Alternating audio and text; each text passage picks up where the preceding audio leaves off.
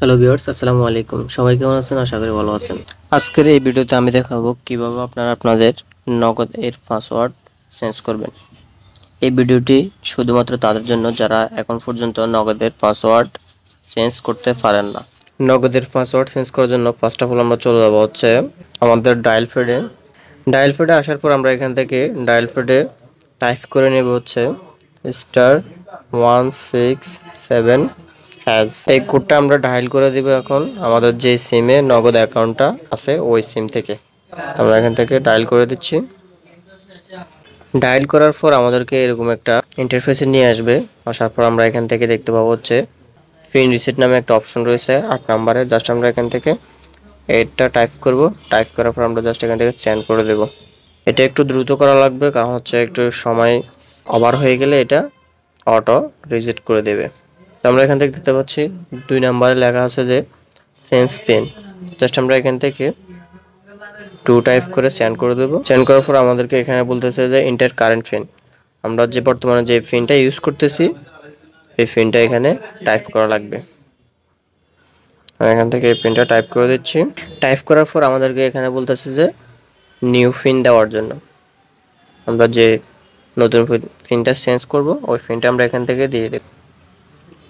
দেওয়ার পর এখান থেকে আমাদেরকে আবারও বলতেছে যে আমাদের পিনটা কনফার্ম করার জন্য আবারও দেওয়ার জন্য একবার আমরা এখান থেকে দিয়ে দিব। আবার দেওয়ার পর আমরা এখান থেকে স্যান্ডে ক্লিক করব। স্যান্ডে ক্লিক করার পর আমাদেরকে এখানে দেখাচ্ছে যে পিন চেঞ্জড। আমরা এখান থেকে চাইলে আবারও 0 টাইপ করে মেনুতে চলে যেতে পারি। যার পর আমরা এখন দেখব আমাদের অ্যাকাউন্টে আমরা ব্যালেন্স চেক করার জন্য আমার মাই নগদে 7 টাইপ করে চলে যাব।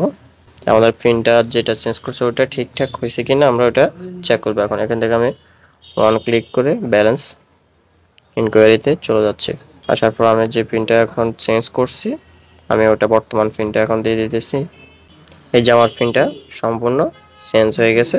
আমি এখন নিউ পিন দিয়ে অ্যাকাউন্টে ঢুকতে পারতেছি। তো আমরা এখন দেখব পিনটা কীভাবে আমরা অ্যাপ থেকে চেঞ্জ করতে পারি। পিনটা 2 রকম ভাবে চেঞ্জ করা যায়। একটা হচ্ছে ডায়াল প্যাড থেকে চেঞ্জ করা যায়, একটা হচ্ছে আপনারা অ্যাপ থেকে পিন চেঞ্জ করতে পারেন।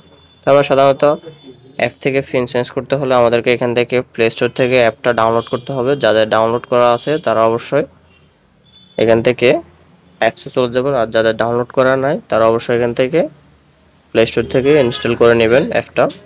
আমি আমার অ্যাপটা ইনস্টল করা যেহেতু রয়েছে আমি এখান থেকে চলে যাচ্ছি নগদ অ্যাপে। এখান থেকে নগদ অ্যাপে আসা মাত্রই আমাদেরকে এখানে পিন দিয়ে প্রবেশ করতে হবে। তো আমরা এখান থেকে পিনটা দিয়ে দিব। আমাদের যে পিনটা আমরা ইউজ করতেছি যে পিন দিয়ে ওই পিনটা আমরা এখান থেকে দিয়ে দিব। পিন দিয়ে লগ ইন করার পর আমাদেরকে এরকম একটা ইন্টারফেসে নিয়ে আসবে। এখান থেকে আমরা এখান থেকে দেখতেছি আমার নগদ যে অপশনের নিচে বারের মধ্যে লেখা রয়েছে যে 3 ডট লাইন দেখা যাচ্ছে, এখানে লেখা আছে যে আমার নগদ। আমি জাস্ট এখানে একটা ক্লিক করব। ক্লিক করার পর আমাদেরকে এখানে একটা অপশন দেখাবে যে পিন পরিবর্তন। জাস্ট আমরা এখান থেকে পিন পরিবর্তনে ক্লিক করলে আমাদেরকে বলতেছে যে বর্তমান যে পিনটা রয়েছে জাস্ট ওটা দেওয়ার জন্য।